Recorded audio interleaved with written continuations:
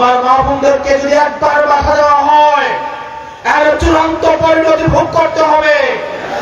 আপনারা নির্বিঘ্নে প্রত্যেকটি বাড়িতে বাড়িতে যাবেন, প্রত্যেকটি নারীর কাছে যাবেন, আমাদের বার্তা, পরিবর্তনের বার্তা সবার কাছে পৌঁছে দিবেন। আগামী নির্বাচনে আমাদের নারীরা যারা তাদের সন্তানকে ভালোবেসে রাস্তায় নেমে এসেছিল, ওই নারীরাই আমাদের বিজয়ের অগ্রমাল্য দিয়ে ইনশাআল্লাহ আমাদের সংসদে পৌঁছে দিবে। আর যারা বাধা দিতে আসবে তাদের চূড়ান্ত অধঃপতন 12 তারিখ ইনশাআল্লাহ আনুষ্ঠানিকভাবে প্রাতিষ্ঠানিক স্বীকৃতি পাবে ইনশাআল্লাহ। আপনাদের 12 তারিখে এখানে আপনারা যারা আছেন মনে রাখতে হবে, ভোট কিন্তু প্রার্থীর কাছে না, ভোট হচ্ছে ভোটারের কাছে। সুতরাং প্রার্থীর সাথে থেকে লাভ নাই। আপনারা প্রত্যেকদিন প্রত্যেকজন অন্তত 10টা ভোটার ম্যানেজ করতে হবে, অন্তত 10টা। আগের দিন যতটুকু কাজ করেছেন পরের দিন তার থেকে 1 ঘন্টা বেশি কাজ করতে হবে। আগের দিন যত মানুষের কাছে গিয়েছেন পরের দিন অন্তত 10টা মানুষের কাছে বেশি যাইতে হবে। আপনার কাছে আত্মতুষ্টি মনে হইতে পারে, আশেপাশে সব আপনাদেরই ভোটার, আত্মতুষ্টিতে ভারত ভোগা যাবে না। 12 তারিখ পর্যন্ত কোনো নিদ্রা নাই, কোনো বিশ্রাম নাই, কোনো প্রশান্তি নাই। 12 তারিখ পর্যন্ত শুধুমাত্র জনগণের কাছে যাইতে হবে।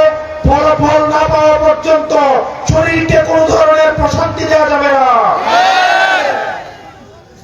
আমাদের নাজিম ভাই আপনাদের এলাকা থেকে নির্বাচন করছেন, উনি কয়েকটা গুন্ডার বিরুদ্ধে উনি দাঁড়িয়েছেন, কয়েকটা মাফিয়ার বিরুদ্ধে দাঁড়িয়েছেন, প্রতারকের বিরুদ্ধে দাঁড়িয়েছেন, বালু ঠাকুরের বিরুদ্ধে দাঁড়িয়েছেন, চাঁদাবাজের বিরুদ্ধে দাঁড়িয়েছেন, টেন্ডারবাজের বিরুদ্ধে দাঁড়িয়েছেন, মনোনয়ন বাণিজ্য যারা করেছেন তাদের বিরুদ্ধে দাঁড়িয়েছেন।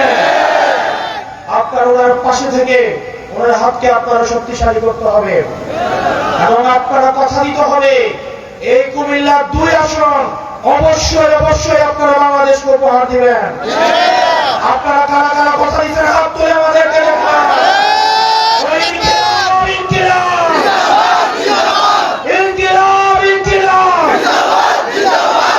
জান দিব প্রয়োজনে কিন্তু ভোট কেন্দ্র ছাড়বো না।